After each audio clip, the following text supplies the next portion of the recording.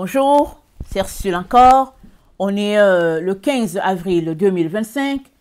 Je viens sonner la trompette aujourd'hui encore et je viens proclamer le retour de notre Seigneur Jésus-Christ. Amen et alléluia, soyons tous bénis, soyons remplis de sa joie. Amen. Alors, la terre est un royaume de sacrificateurs. Amen. Notre terre, n'est-ce pas, dans laquelle nous vivons, la Bible nous dit, cette terre-là, elle va devenir un royaume de sacrificateurs. Waouh! Extraordinaire, n'est-ce pas? Mais quand on regarde au fait autour de nous, on se dit, comment est-ce que ce sera possible? Comment est-ce que cette terre-là remplie, n'est-ce pas, de temps, de choses désagréables, peut être transformée au point d'avoir en son sein des sacrificateurs qui l'habitent. Amen. Comment est-ce que c'est possible? Mais la Bible nous dit que c'est ça qui est prévu dans le plan de Dieu. Alors, on va lire certains textes, n'est-ce pas, afin de démêler dans notre esprit tout ce qui se passe. Parce qu'au fait, quand on lit Apocalypse, qui est le livre de la fin, soit on ferme le livre et on est plus confus qu'autre chose. Mais notre Dieu n'est pas un Dieu qui confond. Amen. En notre Dieu, il n'y a pas de confusion. La confusion vient de l'ennemi. Et marchant avec Dieu, il va te guider. Il va te dire où marcher et il va te dire comment comprendre tel texte que tu es en train de lire dans les Écritures. Parce que c'est dit que la terre a été souillée. Elle a été corrompue par les ennemis de Dieu. Et cette souillure ne s'est pas juste arrêtée au niveau physique, au niveau, n'est-ce pas, de la végétation, ou bien au niveau où on peut regarder avec nos yeux. Cette souillure est allée jusque dans la Bible. Amen. Dans la Bible, il y a des choses qui sont là, qui ont été glissées là, exprès, afin de perdre les enfants de Dieu. Ou bien encore, la souillure peut venir de notre esprit, parce que notre esprit est souvent tordu par rapport à ce que Dieu fait. Alors, on pourrait comprendre un texte de la mauvaise façon. Voilà pourquoi Jésus-Christ a dit, l'Esprit de vérité, qui est le Saint-Esprit, quand il viendra, il vous enseignera toutes choses, il vous conduira dans toute la vérité, il prendra de ce qui est à moi, de ce qui est au Père, et il vous l'enseignera. Amen. Alors, on est dans ces temps-là qui marquent les temps de la fin, on le sait, parce que c'est dit dans la Bible, mais on n'a pas une date. Et quand bien on aurait une date, je ne sais pas si ça va nous avancer. Amen. Je ne sais pas si ça va nous avancer. Si Jésus nous disait, je viens tel jour, je ne sais pas si ça va nous avancer. Mais ce qui va nous avancer, c'est le fait que on ait donné notre vie à Jésus-Christ, on ait choisi de le suivre et on reste, n'est-ce pas, à notre engagement avec lui, peu importe les épreuves de notre vie. Et on reste là. Et la voie de Jésus, comme il l'a dit, c'est le chemin qui est étroit. Ce n'est pas celui-là qui est vaste, c'est le chemin qui est étroit. Souvent sur ce chemin, l'étroitesse est telle qu'on se dit, Jésus, bye bye. On se dit cela, parce que c'est tellement difficile. Mais vous savez quoi? Quand on aime une personne, peu importe les épreuves sur ton chemin, tu ne vas pas quitter la personne. Les disciples ont dit à Jésus, Seigneur, où irions-nous? Tu es la parole, tu es la vie. C'est-à-dire, où irions-nous? Peu importe les difficultés par lesquelles nous passons, où est-ce qu'on va aller, Jésus-Christ? Tu es tout pour nous. Amen. Ça, je pense que c'est Pierre qui l'a dit. Alors, on a besoin, n'est-ce pas, d'arriver à cette conclusion-là. Dans notre marche avec Jésus, on a besoin d'arriver à ce stade où on dit, Seigneur, tu es mon tout. Où irais-je sans toi? Que ferais-je sans toi? Amen. On a besoin de cela. Alors, nous sommes informés dans la parole de Dieu que cette terre-là va devenir un royaume de sacrificateurs. Pendant qu'il y a plusieurs qui veulent s'en aller dans un vol, n'est-ce pas, d'enlèvement, ils veulent s'en aller se reposer au ciel. Et ça irait, n'est-ce pas, hein, en contradiction un peu avec ce que Jésus-Christ nous dit. Parce que le ciel dit que Jésus-Christ arrive en bas. Le ciel nous dit que Jésus-Christ est en train de venir sur cette terre. Et nous, où allons-nous? Amen. Où allons-nous alors que lui, il dit qu'il va venir, il arrive? Amen. Il me semble que si le roi arrive et que nous vivons pour lui et que c'est lui que nous attendons, il me semble que on va attendre qu'il vienne. On ne va pas dire, ok, moi je m'en vais là-bas et puis... parce que ce n'est pas nous qui déclenchons, n'est-ce pas, le mouvement. C'est Dieu qui déclenche le mouvement en toutes choses. Alors, il y a beaucoup d'intrigues, n'est-ce pas, dans Apocalypse, si bien que plusieurs personnes choisissent de ne pas le lire. Ils disent que non, ça confond, et puis bon, ça fait peur. Ils donnent toutes sortes de raisons. Mais je viens aujourd'hui nous encourager et nous dire que il n'y a pas de confusion pour qui marche avec le Seigneur. La lumière de Dieu est là pour nous conduire et nous guider afin qu'on puisse comprendre les Écritures selon ce que le Père aimerait.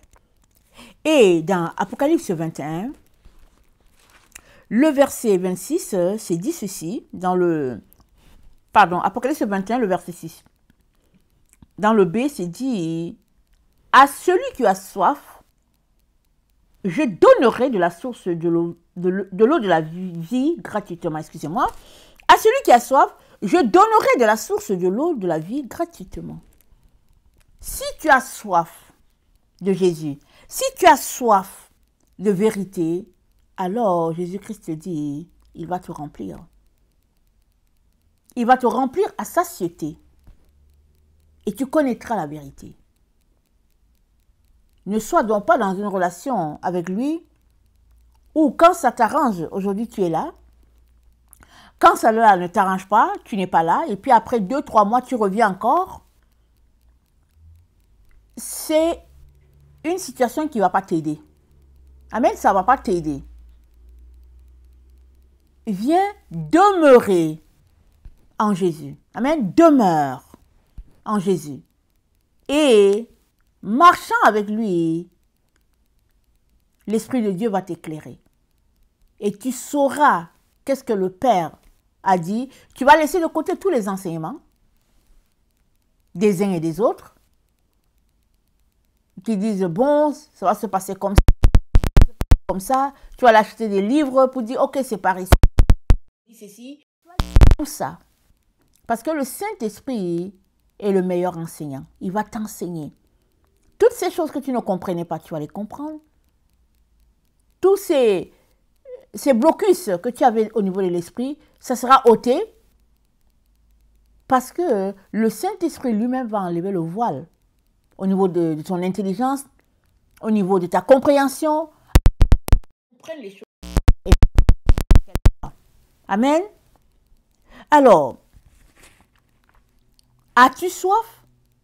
Veux-tu savoir qu'est-ce que Jésus-Christ dit de son retour? Alors, viens dans la présence de Dieu. Il va t'éclairer, il va t'enseigner. Mais avant qu'on aille plus loin, j'aimerais ça, n'est-ce pas, inviter toutes les personnes qui aimeraient donner leur vie à Jésus, n'est-ce pas? Et, n'est-ce pas, toutes les personnes qui marchent avec le Seigneur et qui, pour X raisons, vivaient la flamme, je vais aussi prier pour, n'est-ce pas, ce groupe-là. Amen.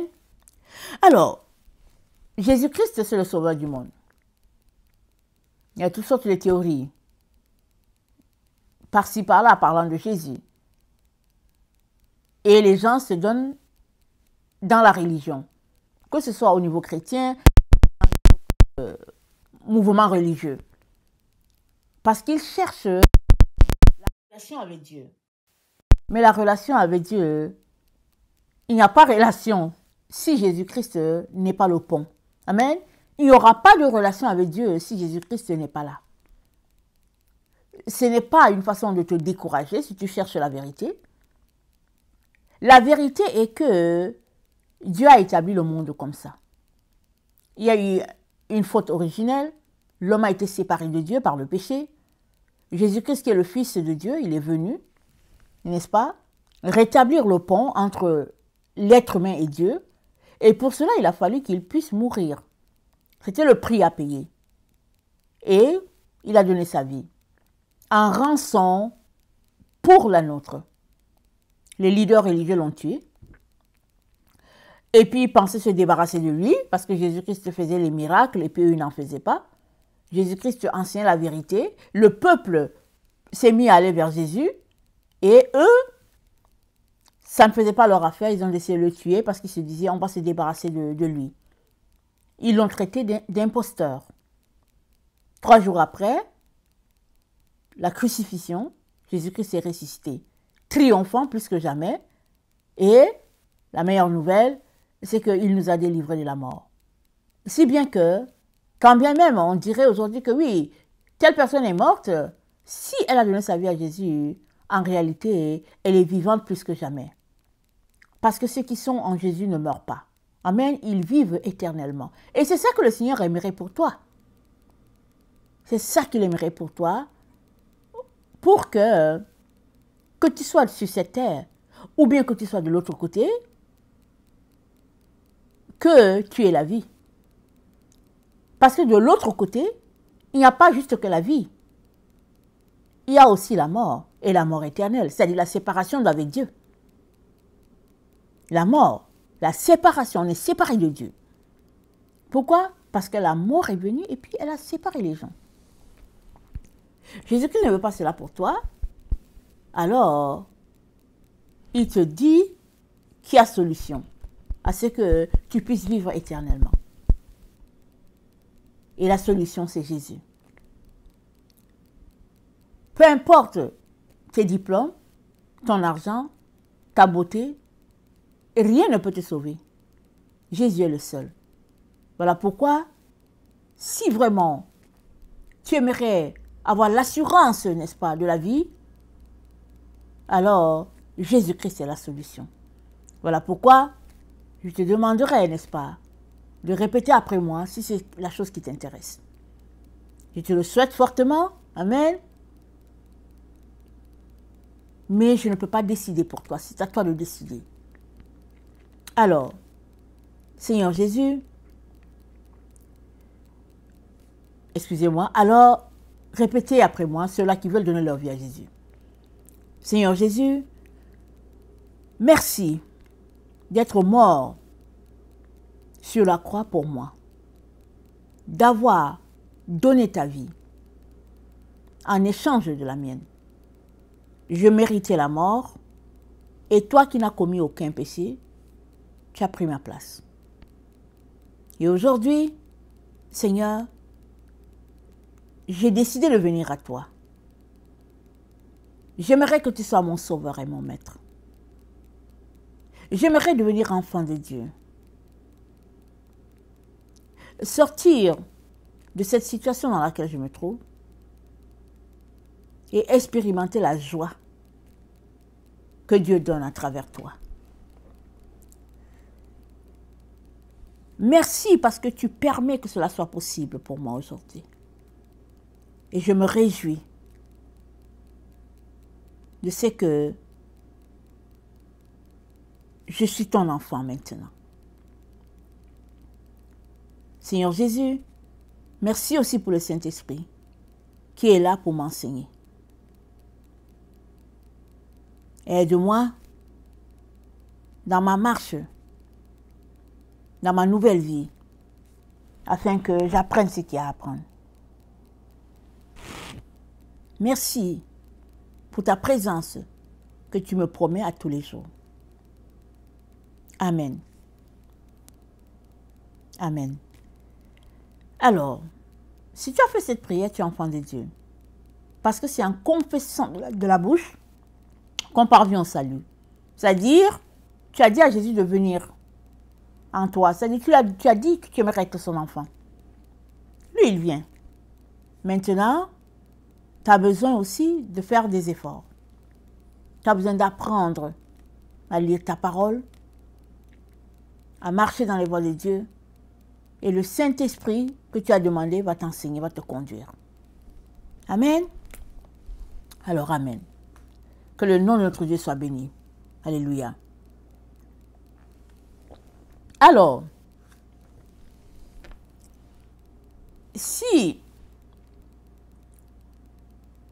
nous regardons autour de nous, n'est-ce pas, nous allons voir que quand les gens sont fatigués, disons, on entend que, bon, au fait, telle personne est partie, telle personne est décédée, et puis voilà. Et depuis qu'on est là, n'est-ce pas, sur cette terre, c'est ça un peu qui se passe. Alors, ceux qui ont le Seigneur vont dans la présence de Dieu, ceux qui n'ont pas le Seigneur vont de l'autre côté, où ils sont séparés de Dieu. Et c'est dit dans la Bible que, dans les derniers temps, n'est-ce pas, le règne de Dieu sera sur la terre. C'est ça qui est dit. Donc, on est dans ce temps-là, où le règne de Dieu sera établi sur la terre. Et Jésus-Christ, n'est-ce pas, qui est roi, parce qu'il est mort, et il a reçu le nom qui est au-dessus de tous les noms, de telle sorte que, il nous a acquis. Amen. Par sa mort, il nous a acquis, nous lui appartenons. Et c'est dit dans la parole de Dieu que il a fait de nous un royaume de sacrificateurs. On va lire cette partie. C'est dans Apocalypse 5, le verset 7. On va lire cela. Apocalypse 5, le verset 7, voilà ce qui est dit.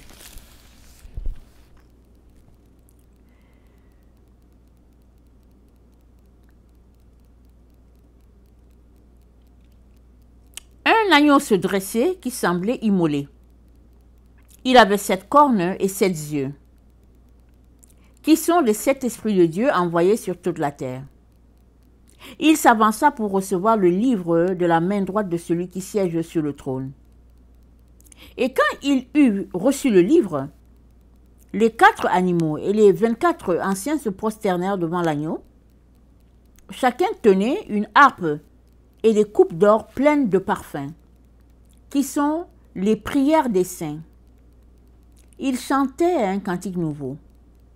Tu es digne de recevoir le livre et d'en rompre les sceaux, car tu as été immolé et tu as racheté pour Dieu par ton sang, des hommes de toute tribu, langue, peuple et nation. Tu en as fait pour notre Dieu un royaume et des prêtres, et ils régneront sur la terre. Amen. Tu en as fait pour notre Dieu, tu as racheté pour Dieu par ton sang des hommes, et tu en as fait un royaume et des prêtres. C'est-à-dire, Jésus-Christ a racheté la terre. Amen. La terre est devenue le royaume de notre Dieu. Alléluia. Amen. Amen. J'espère que tu dis Amen. La terre est devenue un royaume de notre Dieu. Ça, c'est une gloire, une victoire. Amen. Et ceux-là qui habitent sur la terre, Jésus-Christ a fait d'eux des sacrificateurs, c'est-à-dire des prêtres. Et c'est dit que les prêtres, ou bien la prêtrise des derniers temps, elle sera plus que la prêtrise de Lévi. Ce sera la prêtrise du type de Melchisédek. N'est-ce pas? C'est ça qui s'est dit. C'est-à-dire une prêtrise beaucoup mieux que celle de Lévi. Parce que Lévi, quand il était sacrificateur, c'était au moment là où il y avait la loi. Mais de nos jours, depuis le Golgotha, n'est-ce pas, cela a changé. Ce n'est plus par la loi qu'on devient sacrificateur, mais Jésus-Christ a fait de nous des sacrificateurs sur la terre. Tout le monde. Pourvu que tu veuilles venir à lui. Amen. Si tu lui as donné ta vie, tu es sacrificateur de l'Éternel. Mais maintenant, il faudrait que tu marches comme un sacrificateur.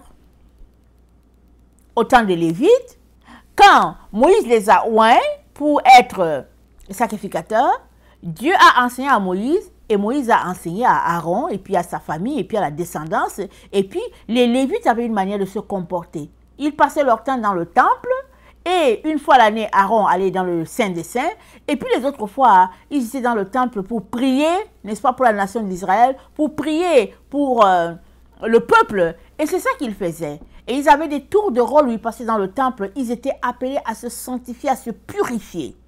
Amen.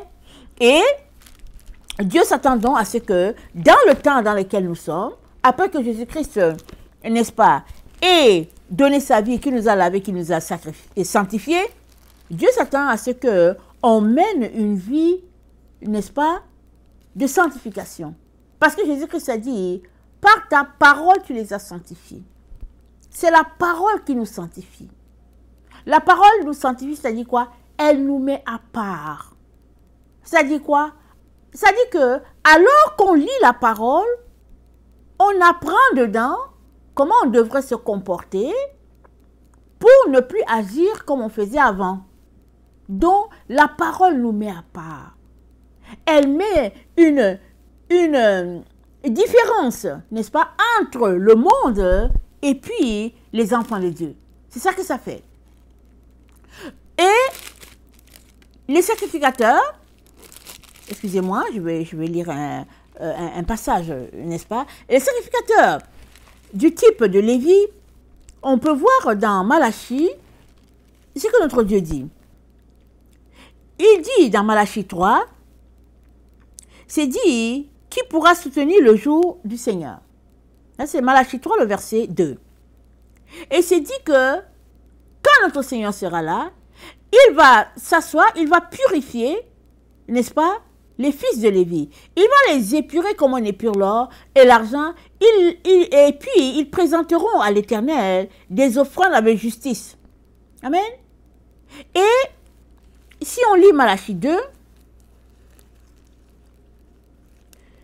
le Seigneur dit, au verset 4, il dit, vous saurez alors que je vous ai adressé cet ordre, afin que mon alliance avec Lévi subsiste. Dit l'Éternel des armées. Mon alliance avec lui était une alliance de vie et de paix. Amen. La même chose que Jésus-Christ nous dit. Il dit, je vous donne ma paix. Je ne vous la donne pas comme le monde la donne. Il dit, croyez en Dieu. Croyez en moi. Ça, c'est la vie. Donc, Jésus-Christ nous donne la vie. Il nous donne la paix. Une paix que personne ne peut nous donner. Et le texte nous dit, c'était le même type de relation que Dieu avait avec les Lévites. Amen. Alors, verset 5 de Malachie 2, ce que je lui ai accordé pour qu'il me craignît. Et il a eu pour moi de la crainte. Il a tremblé devant mon nom. La loi de la vérité était dans sa bouche, et l'iniquité ne s'est point trouvée sur ses lèvres. Il a marché avec moi dans la paix et dans la droiture, et il a détourné du mal beaucoup d'hommes. L'iniquité n'était pas sur ses lèvres, c'est-à-dire que Lévi n'avait pas choisi la voie du mensonge. Il avait choisi la voie de la vérité. Et on n'a plus besoin de marcher sous la loi depuis que Jésus-Christ est venu. N'est-ce pas? Il a payé. La Bible dit qu'il a exposé autorité, dignité, ignominie, et puis tout ce qui est loi, tout, Jésus-Christ a tout exposé. Il nous a libérés de tout fardeau. Il nous a donné sa paix, il nous a donné sa vie, et Dieu dit, j'aimerais ce type de relation-là que j'avais avec Lévi, j'aimerais ce type de relation avec vous maintenant que tout a été payé. Les Lévites, malgré la loi, ils avaient réussi à maintenir avec Dieu une relation de paix et de vie. Parce que ce n'était pas la loi qui faisait d'eux les enfants de Dieu, mais c'était la foi qu'ils avaient en Dieu. Mais en ce temps, on ne parlait pas encore de foi, on parlait juste de loi. Alors, Dieu les a sauvés, n'est-ce pas, en avance, sachant que leur relation avec Dieu, ce n'était pas une relation basée sur la loi des hommes. C'était plutôt une relation d'amour basée sur la foi. Même si en ce temps, ils ne savaient pas c'était quoi la foi. Amen. Et la Bible nous démontre qu'Abraham avait le type de foi qui plaisait à Dieu. C'est pourquoi il a été appelé ami de Dieu. C'est pourquoi il a été appelé père de plusieurs nations. Amen. Alors, nous sommes toujours dans Malachie 2, le verset 7, c'est dit, « Car les lèvres du sacrificateur doivent garder la science. Et c'est à sa bouche qu'on demande la loi, parce qu'il est un envoyé de l'Éternel des armées. Mais vous vous êtes écartés de ma voix. Vous avez fait de la loi une occasion de chute pour plusieurs. Vous avez violé l'alliance de Lévi, dit l'Éternel des armées, et moi je vous rendrai misérable aux yeux de tout le peuple, parce que vous n'avez pas gardé mes voix. Et vous avez eu égard à l'apparence des hommes quand vous interprétez la loi. » Donc, tout ce que Dieu est en train de nous dire, il est en train de dire, ayez le type de relation que les Lévites avaient avec moi. Malgré que c'était le temps de la loi, les Lévites avaient une relation de paix et d'amour avec Dieu. Donc Dieu aimerait pour toi et moi une relation de paix et d'amour. C'est ça qu'il aimerait. Donc sur cette terre-ci, là où nous sommes, Jésus a fait de nous un royaume de sacrificateurs sur cette terre. C'est-à-dire, tout le monde, n'est-ce pas, a l'opportunité, n'est-ce pas, de servir le Seigneur. Là où nous sommes sur la terre. C'est ça que Jésus-Christ a fait. Il a donné, il a rendu tout le monde sacrificateur. Alors, on peut regarder ça dans Apocalypse 7. Le verset 9. C'est dit, après cela, je regardais, et voici, il y avait une grande foule que personne ne pouvait compter, de toute nation, toute tribu, tout peuple, de toute langue. Ils se tenaient devant le trône et devant l'agneau, revêtus de robes blanches et des palmes dans leurs mains. Ils criaient d'une voix forte en disant, « Le salut à notre Dieu qui est assis sur le trône et à l'agneau et à tous les anges. » Et tous les anges se tenaient autour du trône et les vieillards et les quatre êtres vivants. Ils se prosternèrent sur leur face devant le trône et ils adorèrent Dieu en disant « Amen, la louange, la gloire, la sagesse, l'action de grâce, l'honneur, la puissance et la force soient à notre Dieu au siècle des siècles. Amen. » Dans tout ce monde-là, Jésus-Christ les a rachetés. Amen et Alléluia. Tu es dedans. Maintenant, c'est à toi de désirer, n'est-ce pas, reconnaître ce que Jésus-Christ a fait pour toi. Un point. Amen. Et deuxième point, décider de marcher dans la sainteté et la pureté, parce que Jésus-Christ nous a aussi sanctifiés. Il a prié dans sa prière sacerdotale. Il a dit, Père, sanctifie-les par ta vérité. Jésus-Christ a tout fait, il a tout payé. Et en plus de cela, il a donné son Saint-Esprit. Pour que nous puissions marcher sur cette terre, de victoire en victoire, accomplissant les œuvres que Dieu avait prévues pour nous déjà, dès l'origine. Amen. C'est ça que Dieu s'attend à ce que nous puissions marcher. Amen, c'est ça qu'il attend. Il est donc important qu'on puisse sortir, n'est-ce pas, de la voie de la dualité, la voie de la confusion, et qu'on puisse marcher strictement avec Jésus. Si tu dis que tu as choisi Christ, alors quitte l'autre voie. Amen, quitte l'autre voie. Ne marche plus comme c'est décrit dans Genèse 3, où mal et puis bien sont ensemble et puis ça semble arranger les gens. Non, Jésus-Christ a payé pour qu'il y ait une séparation claire et nette entre la voie de Dieu et la voie des ténèbres. Et il te dit de choisir la voie de Dieu. Et la voie de Dieu se trouve là où se trouve Jésus. Amen. Pas X religion. Non, ce n'est pas une affaire de religion. Là où Jésus-Christ est, c'est là que se trouve la voie de Dieu. Il te dit de marcher là-dedans. Amen. Alors, étant un royaume de sacrificateurs, n'est-ce pas, nous comprenons que nous sommes appelés à marcher selon les règles du ciel. Amen. Nous sommes appelés à marcher comme ça se fait au ciel. Parce que nous sommes assis avec Christ dans les lieux célestes. Alors que la confusion continue de régner, n'est-ce pas, dans le milieu des enfants de Dieu, à propos du fait que on s'en va en direction du ciel, la Bible nous dit, c'est sur la terre que Jésus-Christ vient nous trouver. Et c'est dit que, dans Zacharie 14, le verset 9, c'est dit, l'Éternel sera roi de toute la terre. En ce jour-là, l'Éternel sera le seul Éternel. Ça dit que cette terre-ci là que nous voyons là, remplie d'intrigues et de situations désastreuses, ça vient que Dieu sera le seul Dieu qui va régner sur cette terre. Il n'y aura plus, n'est-ce pas, tout ce qui trouble. Parce que c'est dit que dans le même gîte se trouvera le serpent et l'agneau. Ils vont dormir ensemble dans le même gîte, tellement la paix de Dieu sera là. Le petit agneau n'aura pas peur de se faire mordre par le serpent, parce que ça n'existera plus. C'est-à-dire qu'il y aura une paix, une quiétude sur la terre, comme au ciel. Et le Seigneur aimerait que tu commences déjà par accepter cette vérité-là. Alors que ça se dit que non, on s'en va en direction du ciel. Et bon, voilà, ceux qui aiment le Seigneur vont partir en direction du ciel. Et puis ceux qui ne l'aiment pas vont rester sur la terre. Pendant que cette confusion est là, le Seigneur te dit, ajuste tes pensées par rapport à ce que Dieu a dit. Et Dieu a dit que tu es sacrificateur de Dieu sur la terre. Si tu es sauvé, bien sûr. Si tu décides de marcher par l'Esprit de Dieu, voilà, c'est ce que ça sera.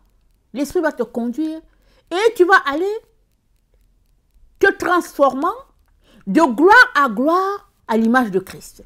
C'est ça qui va se passer. Amen. Et ça, c'était prévu depuis longtemps. Ce n'est pas quand Jésus-Christ est venu que ça a été prévu, c'était il y a prévu avant que Jésus-Christ vienne. Jésus-Christ est venu juste accomplir ce que Dieu avait dit.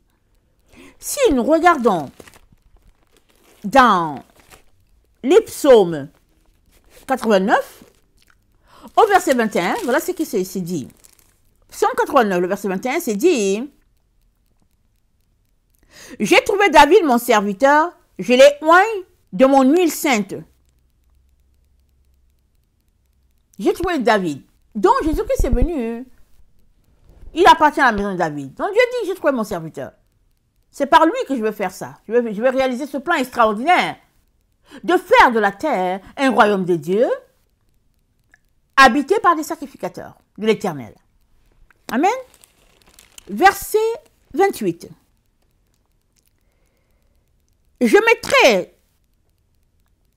Verset 28. Et moi, je ferai de lui le premier-né, le plus élevé des rois de la terre. Je lui conserverai toujours ma bonté.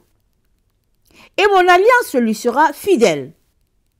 Je rendrai sa postérité éternelle. Et son trône comme les jours des cieux. Verset 34.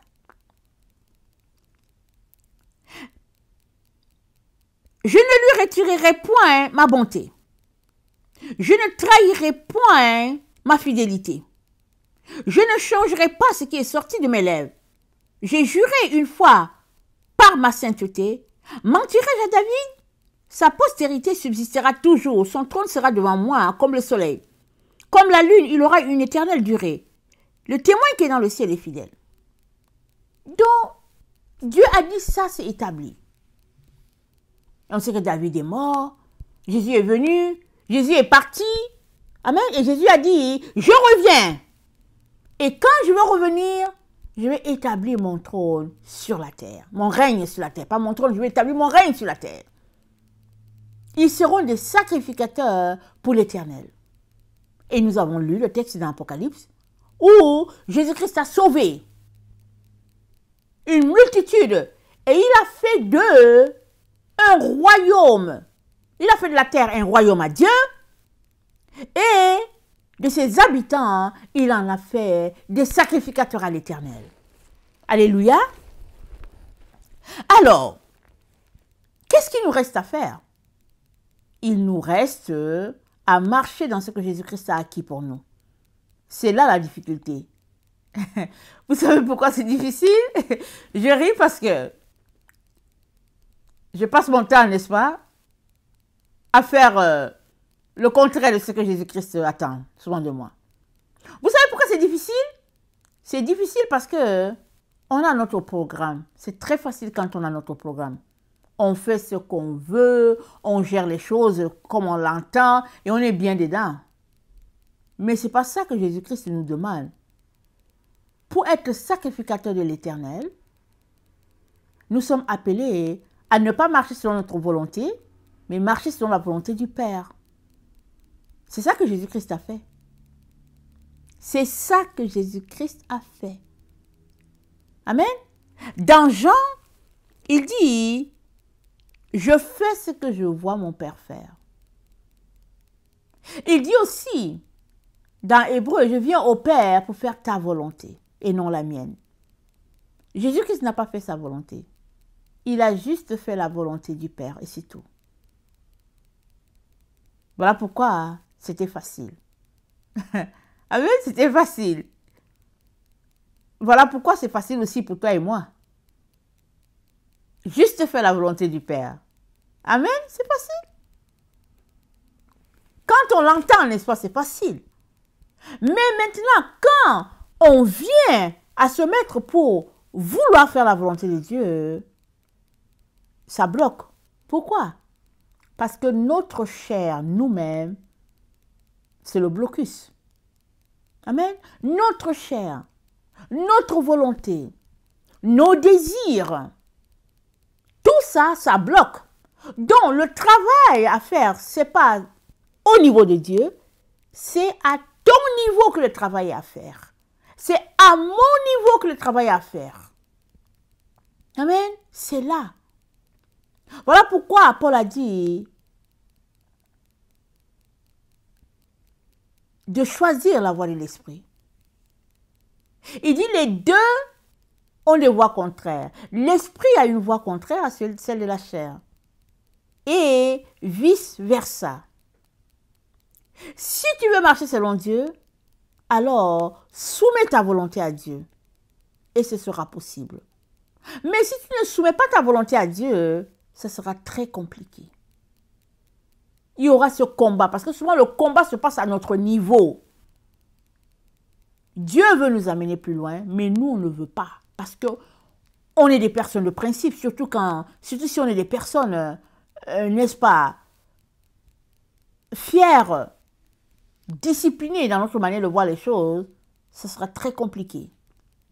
Voilà pourquoi Jésus-Christ nous a demandé d'être comme des petits-enfants. Parce que l'enfant, il va toujours se plier à ce que son parent attend de lui. Jésus-Christ aimerait qu'on se comporte comme ça. Amen. Donc, Jésus-Christ que nous confessons, amen, est celui-là qui va revenir établir son règne sur cette terre. Et toi, qui lui as donné ta vie, tu seras son sacrificateur. Du type des Lévites. Et tu as un sacrifice beaucoup plus grand, celui de Melchisédek. Parce que les Lévites, c'est dans la lignée familiale. Mais toi et moi, on est devenus sacrificateurs, selon l'ordre de Melchisédek, c'est-à-dire que en donnant notre vie à Jésus, on est sacrificateur par le sang de Jésus-Christ. C'est ça qui fait de nous le sacrificateur. C'est-à-dire, tout un chacun qui a donné sa vie à Jésus a le potentiel d'être le sacrificateur de Dieu, s'il le veut. Amen. S'il le veut, parce que Jésus-Christ a payé pour cela. Et voilà la voie que le Seigneur nous donne. Le texte qu'il nous donne se trouve dans Luc 12. Amen. Luc 12, au verset 35, voilà ce qui est dit. Que vos reins soient sains et vos lampes allumées. Et vous, soyez semblables à des hommes qui attendent que leur maître revienne des noces, afin de lui ouvrir dès qu'il arrivera et frappera. Heureux ce serviteur que le maître à son arrivée trouvera veillant. Je vous le dis en vérité, il se scindra, les fera mettre à table et s'approchera pour les servir. Je répète. Et vous, soyez, n'est-ce pas, semblables à des hommes qui attendent que leur maître revienne des noces afin de lui ouvrir dès qu'il arrivera et frappera. Dès que Jésus-Christ frappe, tu ouvres.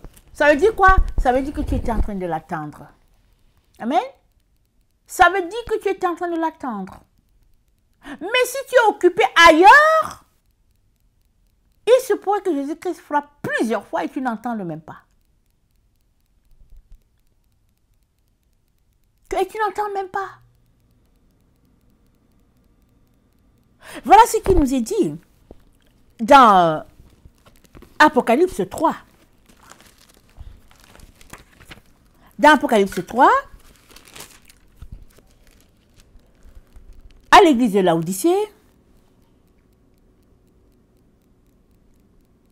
au verset 20, voici ce que Jésus-Christ dit. Voici, je me tiens à la porte et je frappe. Si quelqu'un entend ma voix et ouvre la porte, j'entrerai chez lui et je prendrai la scène avec lui et lui avec moi. Qu'est-ce qu'il dit? Il dit, je frapperai. Il dit, voici, je suis à la porte. C'est-à-dire, tous les jours, Jésus-Christ est à la porte de ton cœur. Et il dit, si quelqu'un entend ma voix, c'est-à-dire qu'il y a possibilité que nous n'entendions pas sa voix du tout. Du tout. Pourquoi? On est préoccupé par autre chose. Juste le cellulaire, ça nous préoccupe. Juste attraper ce truc-là à main, c'est déjà une grande distraction. Combien de fois toutes les autres choses? Ces choses qui font que, il se pourrait que Jésus soit là, on n'entend pas. On est très occupé à faire X choses, on n'entend pas. Mais Jésus dit, si quelqu'un entend ma voix et ouvre, j'entrerai. Alléluia. Alors, il s'agit pour toi et moi d'entendre, premier point, d'ouvrir, deuxième point, et Jésus-Christ va entrer. Et il dit quoi? Il dit, je prendrai la scène avec lui et lui avec moi. C'est-à-dire, il va entrer et il y aura intimité.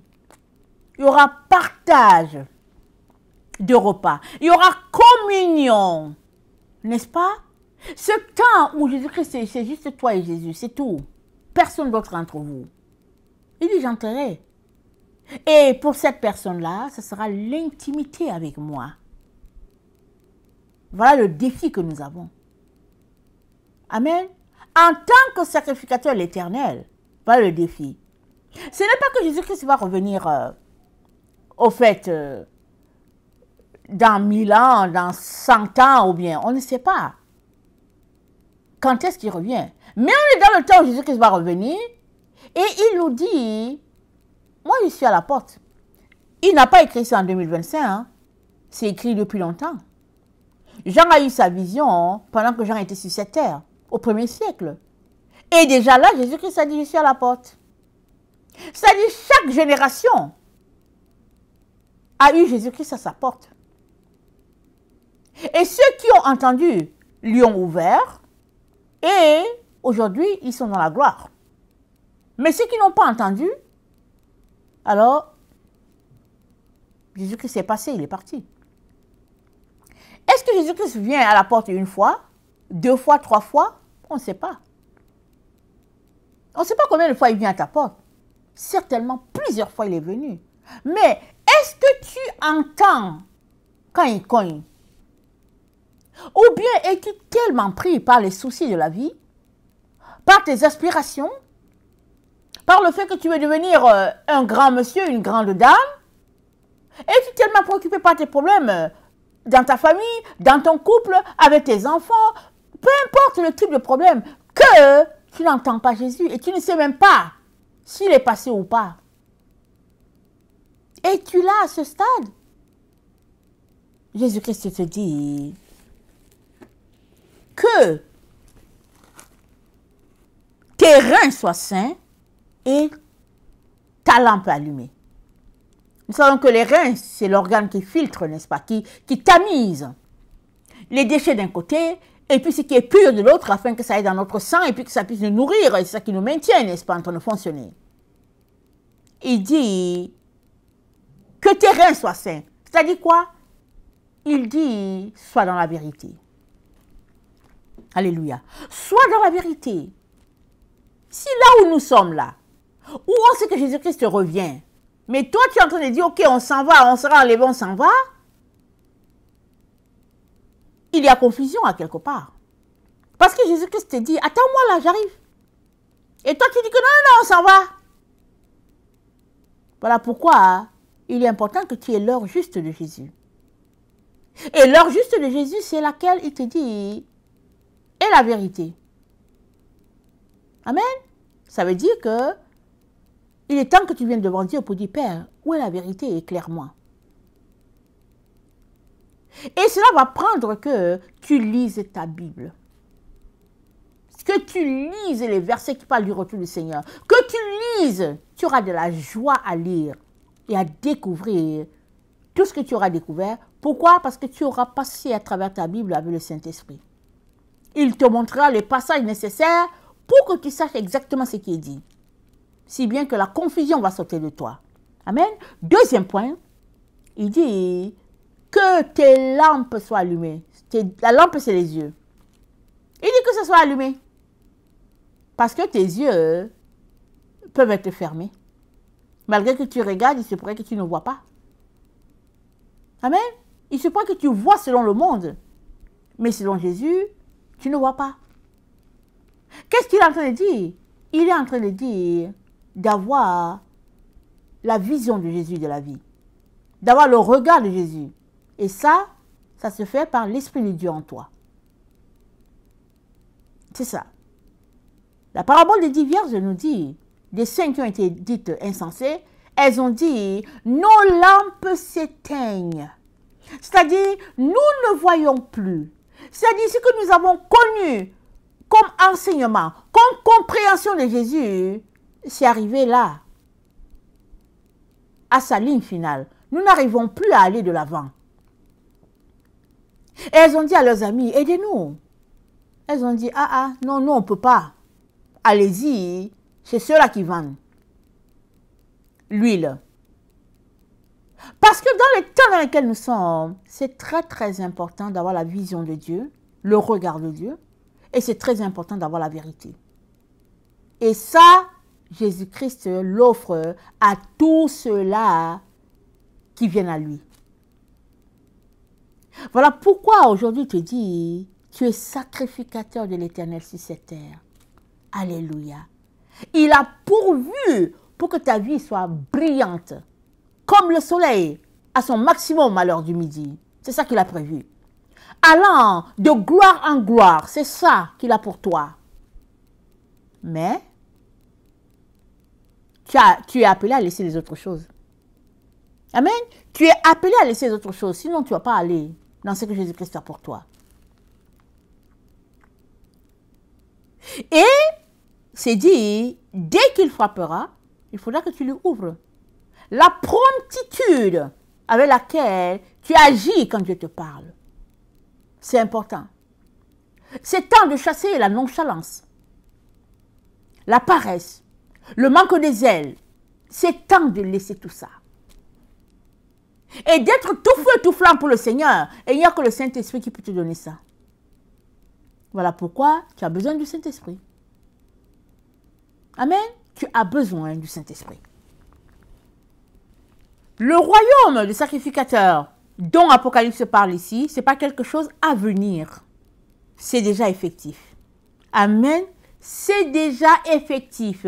Maintenant où nous sommes là, en 2025, Jésus-Christ a fait de la terre un royaume de sacrificateurs. Il l'a fait. À nous de choisir de marcher dans la paix de Jésus. Et la paix de Jésus commence par chaque personne qui décide de choisir la paix de Jésus. Et va se retrouver sur cette terre tous ceux-là qui auront choisi Jésus-Christ, qui auront décidé de marcher dans ce qu'il a pour eux, laissant loin d'eux les intimidations, les intrigues des hommes, n'est-ce pas, voulant que l'Apocalypse décrit par Jean soit autre chose. Jean a rempli, n'est-ce pas, les écrits de la fin de notre temps. Il fait remplir l'amour de Dieu. Qu'est-ce qu'il est en train de dire?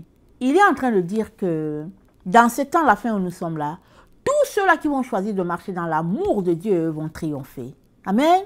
Mais ceux-là qui vont choisir de marcher dans les ruses de l'ennemi, qui vont choisir de marcher en ennemi, n'est-ce pas, de Dieu, ils vont se retrouver rejetés de ce que Jésus-Christ a fait. Quoi qu'il a fait d'eux des sacrificateurs sur la terre, c'est eux qui auront rejeté le sacrifice de Jésus.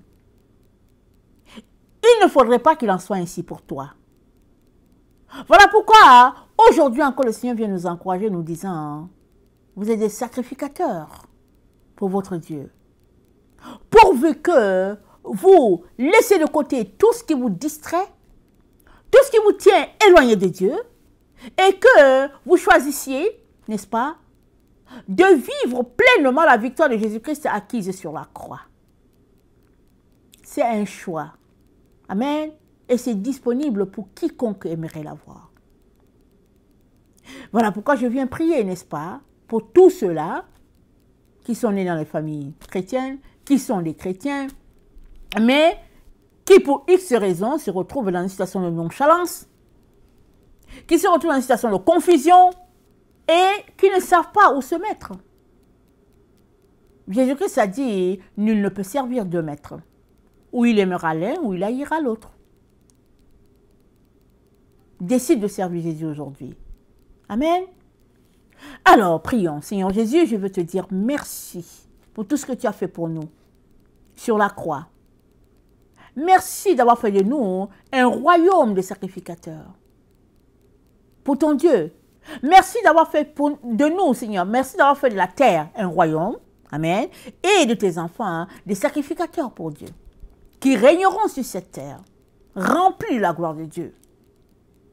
Aide-nous, Seigneur, à laisser de côté toutes ces choses-là qui nous distraient. Qui nous occupent inutilement. Aide-nous à te mettre au centre de notre vie. T'aimant de tout notre cœur, de toute notre force, de toute notre pensée. Aimant notre prochain comme nous-mêmes. Parce que c'est ça la clé. C'est de cet amour qu'il est question. Seigneur, viens à notre secours. L'esprit est disposé, la chair est faible. Aide-nous à soumettre la chair, à ne pas répondre à ses désirs. Aide-nous à laisser le Saint-Esprit nous transformer à la gloire de notre Dieu. Merci Seigneur pour ce que tu as déjà fait. Amen et Alléluia. Amen. Soyons tous bénis. Amen.